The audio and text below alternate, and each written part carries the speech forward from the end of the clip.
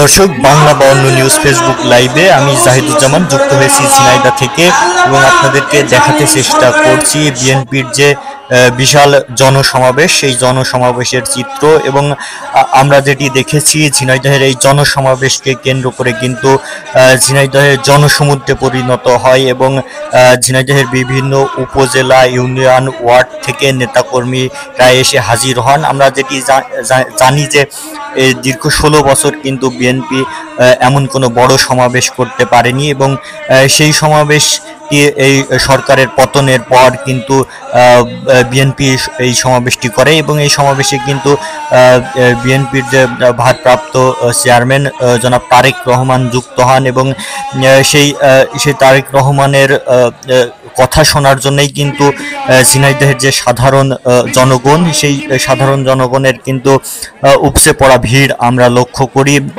আমরা শহরের কিন্তু কোথাও টিল ধারণের ঠাঁই আমরা দেখিনি। শহরের হামদহ শহরের পায়রা চত্বর, শহরের আরাবপুর সহ প্রতিটা মোড়ে মোড়ে কিন্তু জনতার ভিড় ছিল এবং জনগণের মধ্যে যে একটা উচ্ছ্বাস, সেই উচ্ছ্বাস কিন্তু আমরা দেখতে পেরেছি।